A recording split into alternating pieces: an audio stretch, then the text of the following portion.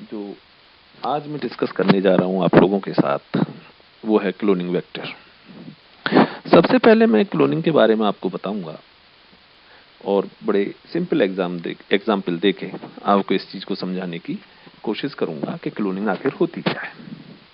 यहाँ जो हम कंसर्न है वो जीन क्लोनिंग से कंसर्न है, लेकिन क्लोनिंग का मतलब होता है टू प्रोड्यूस सेम चीज बनाना।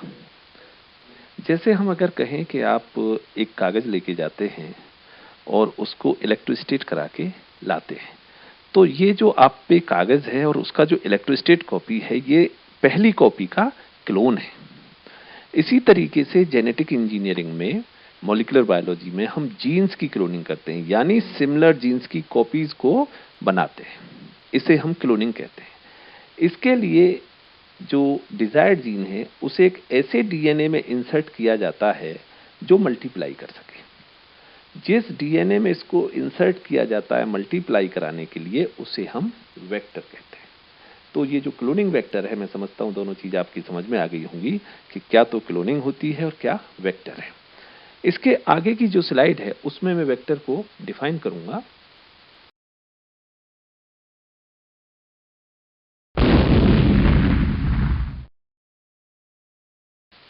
आपके मन में एक सवाल उठता है कि आखिर क्लोनिंग वेक्टर है क्या। तो मैंने अभी आपको एक शॉर्ट डेफिनेशन दी थी, लेकिन जो अब साइंटिफिक डेफिनेशन है वो मैं आपको दे रहा हूं।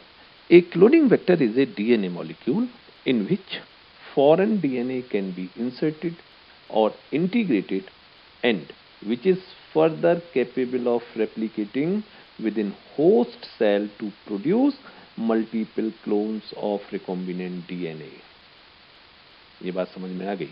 इसका मतलब है कि जो हमारे पास डीएनए है उसमें हम एक बाहर का डीएनए इंसर्ट करते हैं।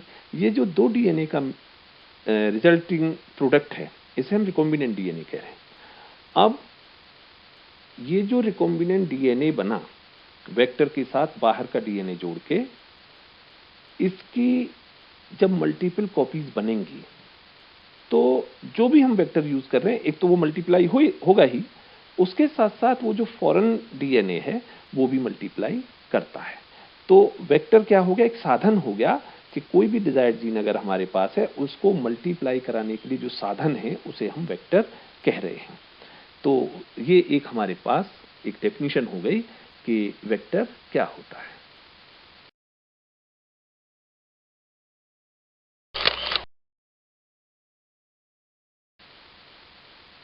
अब आप लोगों के मन में एक सवाल आ सकता है कि क्या किसी भी डीएनए को हम वेक्टर की तरह यूज कर सकते हैं? नहीं, उसके कुछ कैरेक्टरिस्टिक फीचर्स होते हैं। अगर वो कैरेक्टरिस्टिक फीचर उसमें है तभी हम उसको वेक्टर की तरह यूज करेंगे। जैसे पहला कैरेक्टरिस्टिक फीचर इसका है, it should be able to replicate autonomously. इसका मतलब है ये ऑटोनोमसली अपने आप रेप्लिकेट करने की इसमें पावर होनी चाहिए। जिस ऑर्गेनिज्म के भीतर ये मिलता है उसके क्रोमोसोमल डीएनए से इसका रेप्लिकेशन पे कोई असर नहीं पड़ना चाहिए। दूसरा, ओरिजिन ऑफ रेप्लिकेशन। इसमें जब ओरिजिन ऑफ रेप्लिकेशन होगा तो ये रेप्लिकेट करेगा। सेलेक्टेबल मार्कर्स इसमें होने चाहिए। सेलेक्टेबल मार्कर्स इसलिए होते हैं जिससे कि हम इसको पहचान सकें कि कौन रिकॉम्बिनेंट बना है या कौन रिकॉम्बिनेंट नहीं बना। और एक जो चौथा फीचर है इसका वो है रेस्ट्रिक्शन साइट्स का। रेस्ट्रिक्शन साइट्स का मतलब है कि कौन पर्टिकुलर एंजाइम किसी डीएनए को किस पर्टिकुलर स्थान पे काटता है। तो ये रेस्ट्रिक्शन साइट्स होती हैं। अगर इसमें रेस्ट्रिक्शन साइट्स नहीं है तो कटेगा कैसे? जब कटेगा नहीं तो कोई बाहर का डीएनए इसमें जुड़ेगा कैसे? तो ये जो चार मैंने फीचर्स बताए, जो चार कैरेक्टरिस्टिक फीचर बताए, ये अगर किसी डीएनए मॉलिक्यूल के अंदर हैं, कौन कौन से, कि वो ऑटोनोमसली रेप्लिकेट करे, रेप्लिकेशन, ओरिजिन ऑफ रेप्लिकेशन उसमें प्रेजेंट हो, सेलेक्टेबल मार्कर्स उसमें हो और रेस्ट्रिक्शन साइट्स उसमें हो, तो ऐसे डीएनए को हम वेक्टर की तरह यूज कर सकते हैं।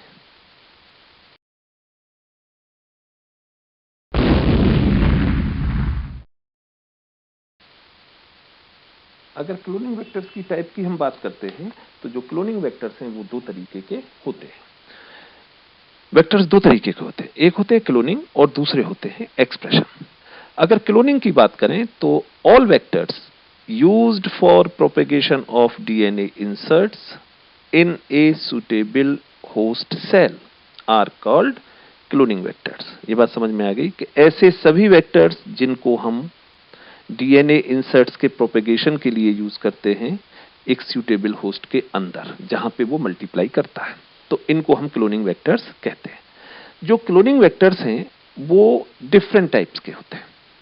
उनमें प्लाज्मिड वेक्टर है, उनमें बैक्टीरियोफेज वेक्टर है, उसमें कॉस्मिड वेक्टर है, उसमें फेजमिड वेक्टर है, उसमें फेसमिड वेक्टर है और उसमें आर्टिफिशियल क्रोमोसोम वेक्टर का नाम आता है। अगर हम प्लाज्मिड वेक्टर्स की बात करें, जो पहला अभी मैंने नाम लिया वो है प्लाज्मिड वेक्टर्स है। तो प्लाज्मिड वेक्टर्स में अगली स्लाइड में आपको डिस्क्राइब कर रहा हूं कि प्लाज्मिड वेक्टर्स किस तरीके के होते हैं और कितने टाइप्स के होते हैं।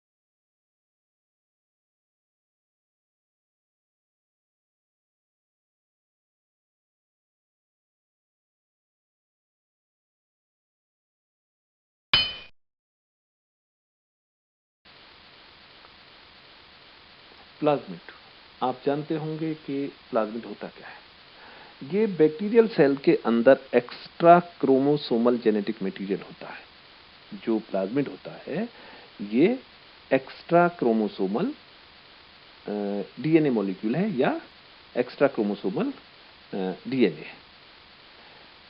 जो प्लाज्मिड होता है वो सर्कुलर होता है, डबल स्ट्रैंडेड होता है और इसका जो साइज है वो 1 किलो बेस पेयर से लेके 250 किलो बेस पेयर्स तक होता है। इसकी खासियत क्या है? इसकी खासियत ये है कि ये इंडिपेंडेंट रेप्लिकेशन इसमें होता है और ट्रांसमिशन होता है इंडिपेंडेंट। समझ रहे हैं ना? इंडिपेंडेंट रेप्लिकेशन और इसी के साथ साथ इंडिपेंडेंट ट्रांसमिशन। अब जो बैक्टीरियल सेल है, जो इकोलाई है, उसमें प्लाज्मिड मिलता है। अलग अलग जो सेल्स हैं इकोलाई की, वो सिंगल कॉपी प्लाज्मिड हो सकता है, वो मल्टी कॉपी प्लाज्मिड हो सकता है और जो एक अलग तरीके का है वो है अंडर रिलैक्स्ड रेप्लिकेशन कंट्रोल, जहां कॉपीज की संख्या 1000 तक हो सकती है उसके अंदर एक पर सेल। तो अलग अलग कोलाई की मैं बात जैसे कर रहा था, तो सिंगल कॉपी प्लाज्मिड हो सकते हैं जिनमें सिर्फ एक प्लाज्मिड डीएनए होता है पर सेल, यानी प्रत्येक सेल में सिर्फ एक प्लाज्मिड डीएनए होगा। कुछ ऐसे होते हैं जिन्हें हम मल्टी कॉपी प्लाज्मिड कहते हैं। इसका मतलब होता है कि एक सेल में 10 से लेके करीब करीब 20 जो प्लाज्मिड है वो पाए जा सकते हैं। लेकिन कुछ ऐसे प्लाज्मिड्स भी होते हैं जिन्हें अंडर रिलैक्स्ड रेप्लिकेशन कंट्रोल, और उनमें 1000 कॉपी तक पर सेल प्लाज्मिड की मिल सकते हैं। अब सवाल उठता है कि जो ओरिजिनल प्लाज्मिड होता है क्या हम इसे ही एज सच यूज कर सकते हैं वेक्टर के लिए? जो हमने निकाला इकोलाई से हमने एक्सट्रैक्ट किया, तो क्या वो एज सच यूज किया जा सकता है वेक्टर के लिए? इसका आंसर है नहीं। इसमें कुछ मॉडिफिकेशंस होते हैं। किस तरीके के मॉडिफिकेशंस होते हैं और किस तरीके से ओरिजिनल प्लाज्मिड को मॉडिफाई करके डिफरेंट टाइप्स के प्लाज्मिड्स बनाए गए, वो मैं आपके साथ आगे डिस्कस करता हूं। ये यहाँ आप देख रहे हैं कि जो भी ये फिगर है इसमें सारे वो चीज दिखाई गई हैं कि जो प्लाज्मिड में पाई जाती हैं। इनमें रेप्लिकेशन है, ओरिजिन ऑफ रेप्लिकेशन है ना, पॉलीक्लोनिंग साइट है, इसमें एंटीबायोटिक रेजिस्टेंस जीन है, प्रमोटर एंड ऑपरेटर रीजन है, रिप्रेसर एनकोडिंग जीन है। तो ये सारी एक स्ट्रक्चर दिखाई गई है जो आप इसमें देख रहे हैं। और आगे मैं जो भी बता रहा था कि जो प्लाज्मिड हैं किस तरीके से जब हम इन्हें जीन क्लोनिंग पर्पस के लिए यूज करेंगे तो किस तरीके से इनको यूज किया जाता है वो मैं अभी आपको समझाता हूं।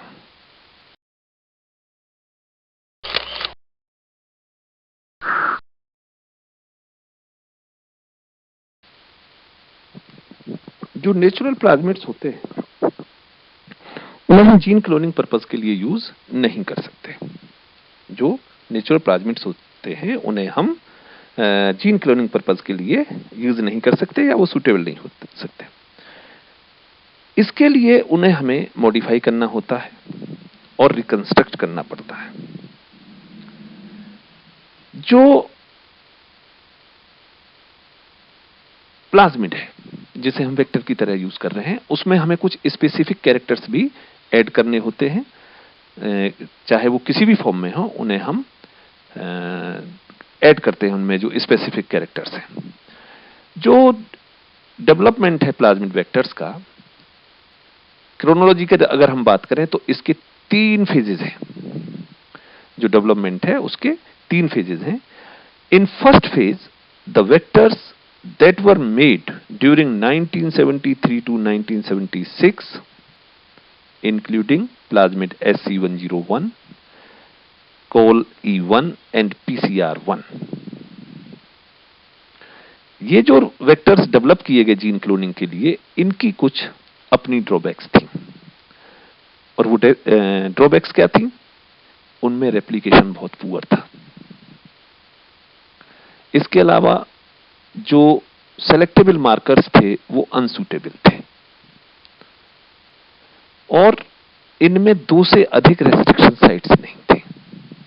इसके बाद इनके डेवलपमेंट का सेकंड फेज आया और सेकंड फेज में जो इसका साइज था उसको रिड्यूस किया गया और इस फेज में जो प्लाज्मिड का डेवलपमेंट हुआ, जो प्लाज्मिड वेक्टर्स बने उनमें मुख्य रूप से PBr322, PBr327, PUC, PSP64, PSP65 और एग्रोबैक्टीरियम प्लाज्मिड वेक्टर का डेवलपमेंट हुआ।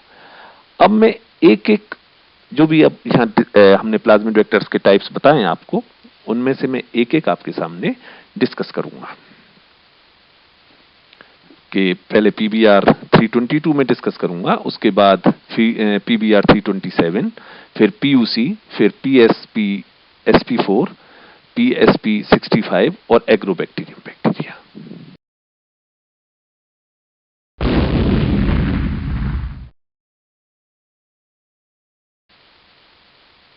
जो PBr322 प्लाज्मिड वेक्टर है इसको इकोलाई प्लाज्मिड से बनाया गया है। ये 4362 बेस पेयर डीएनए लॉन्ग होता है और जो इकोलाई क्लोनिंग वेक्टर है उसको मॉडिफाई कर करके PBr322 को रिकंस्ट्रक्ट किया गया है। जो PBr322 नाम है, इसके जो डिस्कवरर हैं वो बॉलिवर एंड रोड्रिग्स हैं, उनके नाम पे इसको हमने PBr322 नाम दिया है। इस वेक्टर में 2 एंटीबायोटिक्स, एक है एम्पिसिलिन और दूसरा है टेट्रासाइक्लिन, इन दोनों एंटीबायोटिक्स के अगेंस्ट रेजिस्टेंस होता है। इनमें ओरिजिन ऑफ रेप्लिकेशन और मल्टीपल रेस्ट्रिक्शन साइट्स होती हैं जिससे कि हम आराम से रेस्ट्रिक्शन फ्रेगमेंट्स को या हम कहिएगा कि डीएनए इंसर्ट्स को कहीं भी किसी भी उसमें इसको इंसर्ट करा सके। तो ये एक स्ट्रक्चर भी यहां पे दी हुई है जिसमें 4363 बेस पेयर्स का या वो प्लाज्मिड है और इसमें 2 एम्पिसिलिन और टेट्रासाइक्लिन जो एंटीबायोटिक्स हैं उनके अगेंस्ट रेजिस्टेंस होती है, ओरिजिन ऑफ रेप्लिकेशन होता है और मल्टीपल रेस्ट्रिक्शन साइट्स होती हैं। अब जो अगला डेवलपमेंट हुआ वेक्टर्स के केस में वो है PBR 327। PBR 327।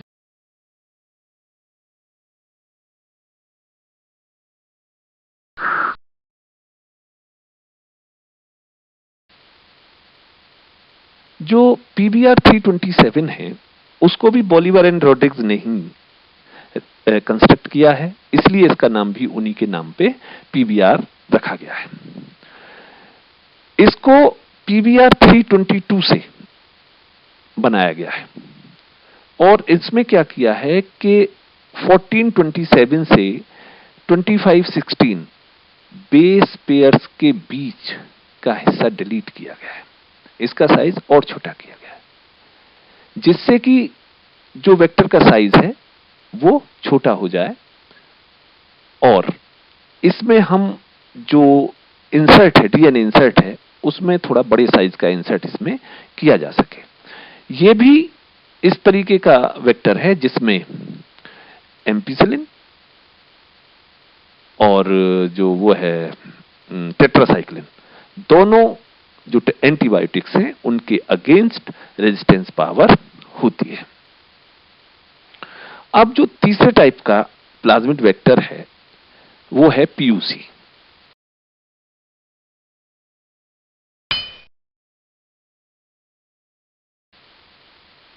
जो पीयूसी वेक्टर है इसको कैलिफोर्निया यूनिवर्सिटी में डेवलप किया गया है, इसीलिए इसका नाम जो इसका प्लेस है ओरिजिन का उसके नाम पे रखा गया है। ये जो प्लाज्मिड है 2700 बेस पेयर लॉन्ग होता है और इसके जो कैरेक्टरिस्टिक फीचर्स हैं उनमें नंबर 1, एक एंटीबायोटिक्स के अगेंस्ट ही इसमें रेजिस्टेंस साइट होती है जो एम्पिसिलिन है। इसके अलावा इसमें ओरिजिन ऑफ रेप्लिकेशन है जो PBR 322 से डिराइव किया गया है और इसमें लेग जेड जीन है जो ई कोलाई से डिराइव किया गया है। इसका मतलब इन सारी चीजों को एक साथ करके पीयूसी वेक्टर का निर्माण हुआ है। इसके अलावा इसमें मल्टीपल क्लोनिंग साइट्स होती हैं और इसका जो टोटल, मैं से थोड़ा सा इसमें करेक्ट करना चाहूंगा, जो लेंथ मैंने बताई वो 2562 बेस पेयर होती है, ना कि 2700 बेस पेयर। इसके लिए मैं माफी चाहूंगा कि थोड़ा सा गलत हो गया है उसमें, लेकिन वो 2562 बेस पेयर्स होता है। और ये मैं आपको बता ही चुका कि एक जो एंटीबायोटिक है उसके अगेंस्ट इसमें रेजिस्टेंस साइट होती है, मल्टीपल क्लोनिंग साइट्स होती हैं और इसमें जो ओरिजिन ऑफ रेप्लिकेशन है जिसे हम कॉल E1 कह रहे हैं वो ई कोलाई से लिया गया है और ई कोलाई से इसको लेके किया गया। एक जो इंपॉर्टेंट इसका था लेग जेड जीन। अब ये लेग जेड जीन क्या है? लेग रीजन में एक पॉलीलिंकर होता है जिसमें यूनिक रेस्ट्रिक्शन साइट्स पाई जाती है। जब कोई फॉरेन डीएनए फ्रेगमेंट इस रीजन में इंसर्ट किया जाता है तो जो लेग जेड जीन है वो इनएक्टिवेट हो जाता है। जो लेग जेड जीन है वो इनएक्टिवेट हो जाता है। लेग जेड जीन इनएक्टिवेट होने के कारण जब इसे ई कोलाई में इंट्रोड्यूस किया जाता है तो व्हाइट या क्लियर कॉलोनीज का फॉर्मेशन होता है, जबकि दूसरी ओर पीयूसी जिसमें कोई इंसर्ट्स नहीं होता, कोई डीएनए इंसर्ट्स नहीं होता, जब उसको ई कोलाई में ट्रांसफर किया जाता है और उसकी कॉलोनीज को देखा जाता है तो उसकी ब्लू कॉलोनीज बनती है। तो जो लेग जेड जीन है ये एक तरीके से सेलेक्टेबल मार्कर्स की तरह हम इसे यहाँ यूज करते हैं। जो आप फिगर देख रहे हैं मैं समझता हूं इससे ये पूरी चीज समझ में आ गई होंगी कि किस तरीके से पीयूसी का पूरी स्ट्रक्चर है। इसमें एक एम्पिसिलिन जो AMP लिखा हुआ है ये एम्पिसिलिन एंटीबायोटिक के अगेंस्ट इसका रेजिस्टेंस जीन है। जो ओरिजिन ऑफ रेप्लिकेशन है वो COE, कोलाई का नाम है COE1 और लेग जेड जीन आप देख रहे हैं और मल्टीपल जो रेस्ट्रिक्शन साइट्स हैं वो भी आप इसमें देख रहे हैं। इसके बाद जो नेक्स्ट डेवलपमेंट हुआ क्लोनिंग वेक्टर का, वो मैं अभी आपको आगे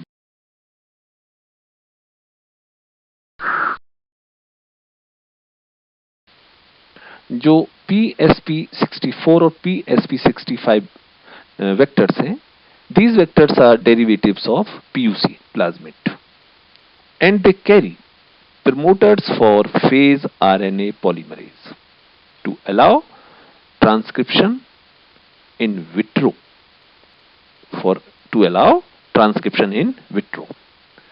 जो PsP64 तथा PsP65 हैं, उनमें फेज प्रमोटर sp6 और पॉलीक्लोनिंग साइट्स पाई जाती हैं। पॉलीक्लोनिंग साइट्स पाई जाती हैं और ये अपोजिट ओरिएंटेशन में अरेंज रहती हैं। इससे क्या होता है कि ये ट्रांसक्रिप्शन अलाउ करती है।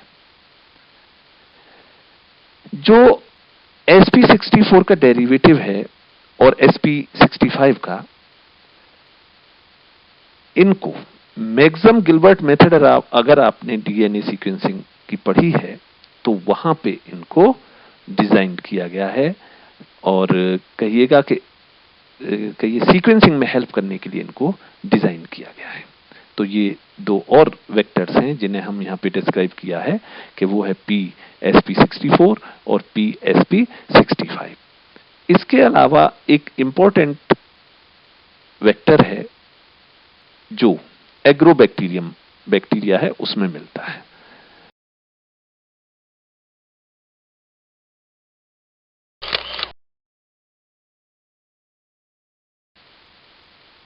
जो एक नेक्स्ट प्लाज्मिड वेक्टर है जिसे हम वेक्टर की तरह यूज करते हैं, वो है एग्रोबैक्टीरियम ट्यूमिफेसिएंस क्राउन गॉल डिसीज के लिए जिम्मेदार होता है। जो डाइकोट्स होते हैं उनमें ये बीमारी पैदा करता है। दो तरीके का प्लाज्मिड है यहाँ, एक है टीआई प्लाज्मिड और एक है RI plasmid. TI plasmid Agrobacterium tumefaciens और जो आरआई प्लाज्मिड है वो एग्रोबैक्टीरियम राइजोजीन में मिलता है। ये क्लोनिंग एक्सपेरिमेंट्स के लिए बहुत ज्यादा पोटेंशियल माने जाते हैं, बहुत ज्यादा पोटेंशियल माने जाते हैं। अगर मैं टीआई प्लाज्मिड की स्ट्रक्चर के बारे में बात करूं तो इसमें एक टीडीएनए होता है। टीडीएनए का मतलब यहां पे टी स्टैंड्स फॉर ट्रांसफर। जब भी ये प्लाज्मिड अपने होस्ट डीएनए के संपर्क में आता है तो ये टीडीएनए यहां से जाकर होस्ट डीएनए के साथ अटैच हो जाता है या इंसर्ट हो जाता है और ये टीडीएनए वहां जाके जो गॉल या ट्यूमर उसको इनिशिएट करता है। इसके अलावा इसमें वायलेंस रीजन होता है, ओरिजिन ऑफ रेप्लिकेशन होता है और ओपाइन कैटाबॉलिज्म का जीन होता है ना। तो इस तरीके के जो टीडीएनए की आप स्ट्रक्चर देख रहे हैं, ये इसमें सारे फीचर्स हैं और ये अगर हम कहें कि क्लोनिंग के लिए एक बहुत अच्छा टूल होता है। इसके बाद प्लाज्मिड के बाद जो दूसरा इंपॉर्टेंट वेक्टर है वो बैक्टीरियोफेज है।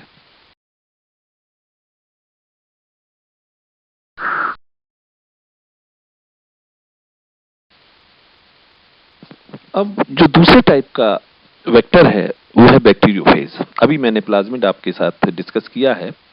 बैक्टीरियोफेज है जो बैक्टीरियल सेल को इन्फेक्ट करता है और उस पे अपना कहिएगा उसी को लाइसिस करता है, उसका लाइसिस करता है। जो बैक्टीरियोफेज होते हैं, इनकी अगर हम स्ट्रक्चर की बात करें तो इसमें हेड बना होता है, इसका कॉलर होता है, इसमें टेल होती है, टेल शीथ होती है और बेस प्लेट होती है जिससे स्पाइक्स निकले हुए थे जो टेल फाइबर्स हैं। तो ये एक कॉमन स्ट्रक्चर बैक्टीरियोफेज की होती है। कैप्सिड हेड कॉलर इनके अलावा जो इसका हेड है उसमें न्यूक्लिक एसिड होता है जो डीएनए होता है और ये डबल स्ट्रैंडेड डीएनए होता है। डिफरेंट टाइप्स के बैक्टीरियोफेजेस जैसे लैम्डा और M13 को हम क्लोनिंग वेक्टर्स की तरह यूज करते हैं। इसकी अगर और बात करें हम तो जो फेज डीएनए होता है इसमें दो पार्ट्स होते हैं। 33% इसका नॉन एसेंशियल पार्ट होता है जिसको हम वहां से निकाल सकते हैं और निकालने की जगह जिसे हम फिलर कह रहे हैं, है ना, उसको हम वहां से डिलीट करके दूसरा डीएनए जिसको हमें इंसर्ट करना होता है वहां पे हम उसको लाइगेट करके इसे वेक्टर की तरह यूज करते हैं।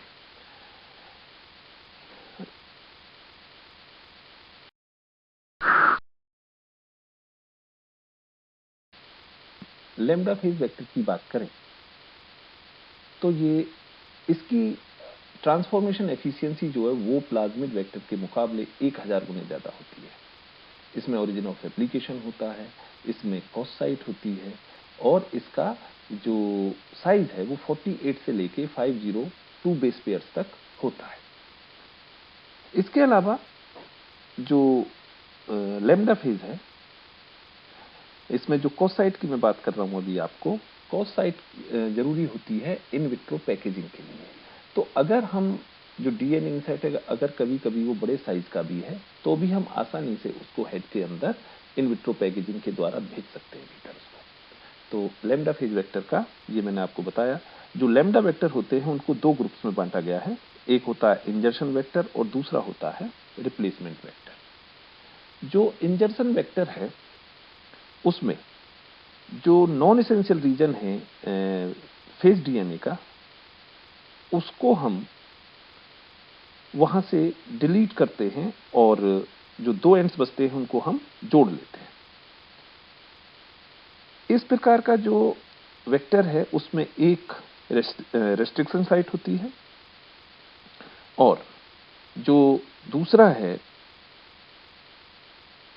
एक रेस्ट्रिक्शन साइट एक बचती है उसमें। और इस तरीके से बना हुआ जो लैम्ब्डा फेज है उसे हम वेक्टर की तरह यूज कर सकते हैं। जो इंजर्शन वेक्टर्स हैं उनके अगर मैं एग्जाम्पल की बात करूं तो लैम्ब्डा GT10 और लैम्ब्डा GT11 टाइप के ये होते हैं। रिप्लेसमेंट वेक्टर में जो डीएनए का इंजर्शन है जो उसको हम नॉन इसेंशियल जो पार्ट है उसे रिप्लेस करके उसकी जगह हम उसे लगाते हैं। और ये जो लैम्ब्डा जीनोम है जो फ्रेगमेंट है जो हमने कहा है लैम्ब्डा जीनोम नहीं कह के जो इंसर्ट है डीएनए इंसर्ट है उसे हम यहाँ पे स्टफर या फिलर कहते हैं। और इस तरीके का जो वेक्टर होता है इसमें दो रेस्ट्रिक्शन साइट्स होती हैं, इसमें दो रेस्ट्रिक्शन साइट्स होती हैं या रिकॉग्निशन साइट्स होती हैं जो क्लोनिंग पर्पज के लिए यूज की जा सकती हैं। तो लैम्ब्डा फेज वेक्टर की बात मैं अगर करूं तो दो तरीके के हो गए, एक हो गया इंजर्शन वेक्टर और दूसरा हो गया लैम्ब्डा रिप्लेसमेंट वेक्टर। जो फेज M13 वेक्टर है अगली स्लाइड में मैं आपको बताऊंगा उसकी स्ट्रक्चर के बारे में। अभी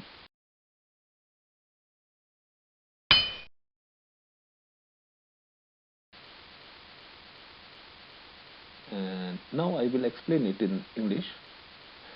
The phase M13 vector is used for obtaining single-stranded copies of clone DNA, which are especially suited for DNA sequencing.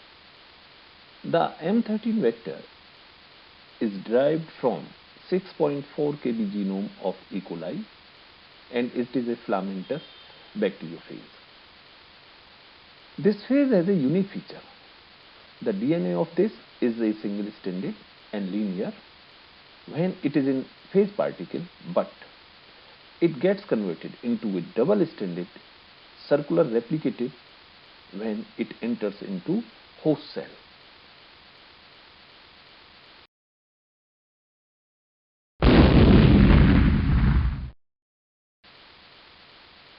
The next vector which is used in cloning is cosmic vector. ये जो cosmic vector होते हैं ये दो DNA के characters इनमें होते हैं, एक तो लैम्ब्डा फेज और दूसरा प्लाज्मिड। इसमें कुछ हिस्सा प्लाज्मिड का होता है और कुछ हिस्सा बैक्टीरियोफेज डीएनए का होता है। जो ओरिजिन ऑफ रेप्लिकेशन है इसमें वो प्लाज्मिड से है। इसमें एक कॉसाइट होती है जो हम फेज डीएनए से लेते हैं। इसके अलावा इसमें एक एम्पिसिलिन रेजिस्टेंस साइट होती है। इसके अलावा पॉलीलिंकर होता है जो रेस्ट्रिक्शन साइट्स है, क्लोनिंग के लिए हम यूज कर सकते हैं जब भी हमें कोई इसमें कट लगाना है या हमें कहिएगा रिस्ट्रिक्शन साइट हम यहाँ पे है जो कट लगा के और हमें इंसर्ट करना है अगर डीएनए, तो पॉलीलिंकर साइट यहाँ पे होती है। इसके अलावा इसकी एक खासियत है कि जब जो डीएनए इंसर्ट बड़े साइज का होता है तो हम कॉस्मिड जो वेक्टर है उसको यूज करते हैं, और इसमें लगभग 50 किलो बेस पेयर्स तक का जो डीएनए है उसको इंसर्ट किया जा सकता है। जो नेक्स्ट टाइप का वेक्टर है वो फेजमेंट वेक्टर है, जो अभी मैं उसको डिस्कस करूंगा, तो उस पर आप ध्यान दीजिए।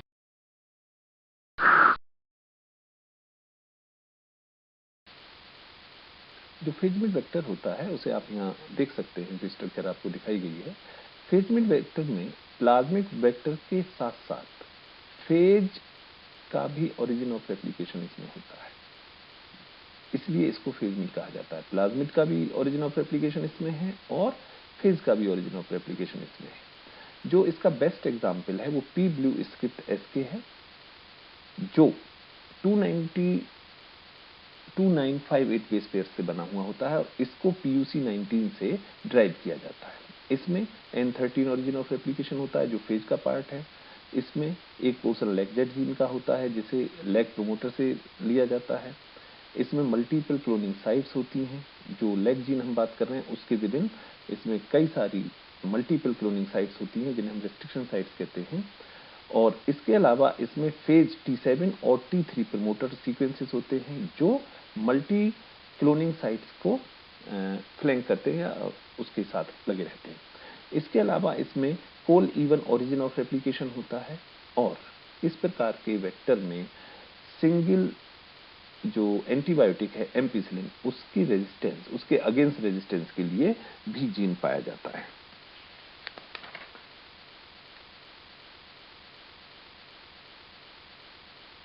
जो ये फेजमेंट वेक्टर है ये एक मल्टीपर्पज वेक्टर है, और इसके लिए हम क्लोनिंग वेक्टर को इसे हम यूज कर सकते हैं, इसे एक्सप्रेशन वेक्टर की तरह हम यूज कर सकते हैं, इसे राइबो प्रूव वेक्टर की तरह यूज कर सकते हैं, और इसे सीक्वेंसिंग वेक्टर की तरह हम यूज कर सकते हैं।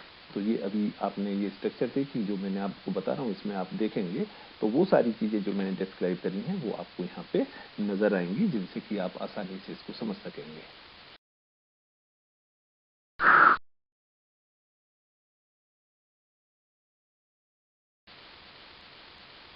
जो फेजमेंट वेक्टर है, these vectors are lambda insertion vectors consisting of shortened linear lambda genome containing DNA replication and lytic function plus the cohesive end of phase.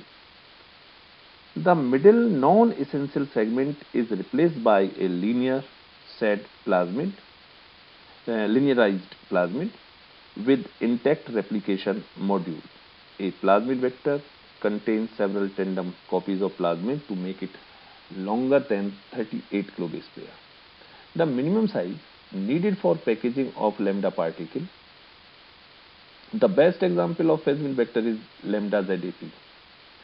It is basically an insertional vector and contains P blue script SK within a shortened lambda genome. This vector contains F1 phase initiator and terminator sequences that flank the P blue script SK minus sequence. These two sequences have been derived from F1 origin of replication. The main features of lambda ZAP are given below.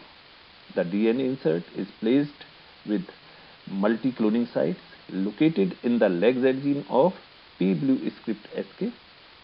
It is suitable for cloning of cDNA using EcoR1 linker, and third one is the integration of DNA insert inactivates the leg Z gene. This permits blue-white selection on X gel plates. This was about phasmid vector. Due to certain typical words, it cannot be explained in Hindi, and I hope that as I spoke in English, you may follow it and will understand it.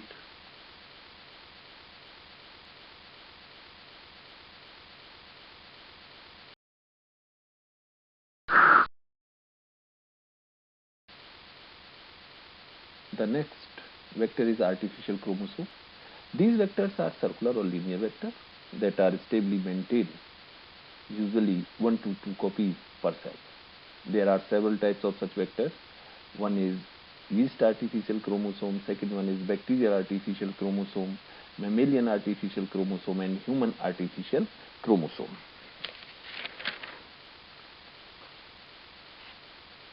Here I would like to explain the bacterial artificial chromosome.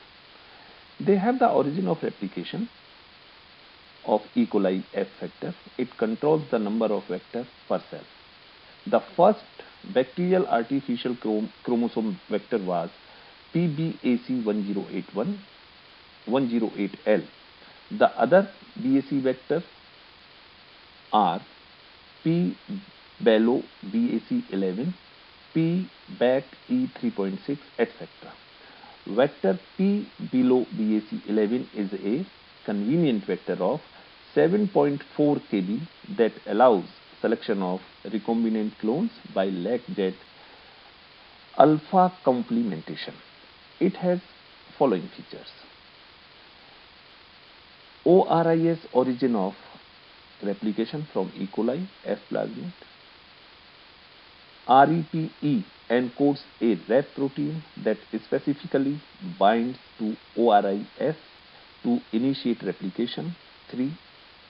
Pair A, pair B, pair C loci that are involved in regular partitioning of the F plasmid during cell division.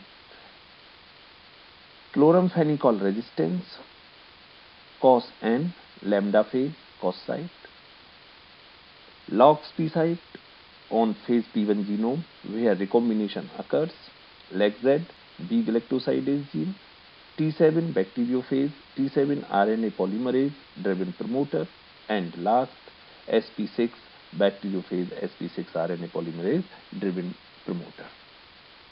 It was all about the vectors which are used in gene cloning. कुछ हिस्सा मैंने इसमें अंग्रेजी में आपको बताया है क्योंकि कुछ टिपिकल वर्ड्स हैं जिनको हिंदी में उस तरीके से नहीं समझा पा रहा था मैं जिस तरीके से मुझे समझाना चाहिए, तो उसके लिए मैंने आपको ये थोड़ा अंग्रेजी में बताया है। तो मैं आशा करता हूँ कि आप लोगों को ये समझ में आया होगा और आप इसे फॉलो करेंगे। इसके अलावा जो नेक्स्ट हमारा वेक्टर है उसको भी अभी मैं आपको डिस्क्राइब करता हूँ।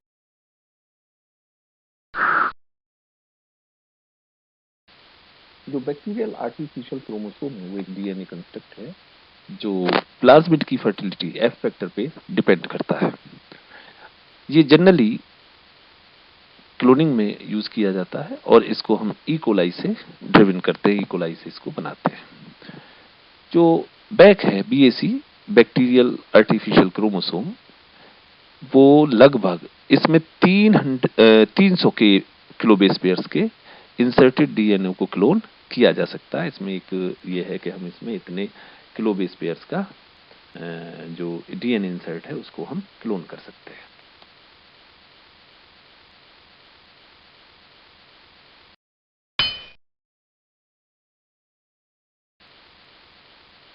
जो लास्ट क्लोनिंग वेक्टर है वो यीस्ट आर्टिफिशियल क्रोमोसोम या YAC इसका हम नाम देते हैं। ये जेनेटिकली इंजीनियर्ड क्रोमोसोम है जिसे हम यीस्ट के डीएनए से बनाते हैं। और इसके अलावा जो YAC है ये क्लोनिंग में हम इसको यूज कर सकते हैं और इसमें लगभग 500 किलोबेस पेयर्स का जो डीएनए इंसर्ट है उसको हम इंसर्ट कर सकते हैं। जैसा आप फिगर में देख रहे हैं इसमें डिफरेंट टाइप के रेस्ट्रिक्शन साइट्स और origin of replication, ampicillin resistance site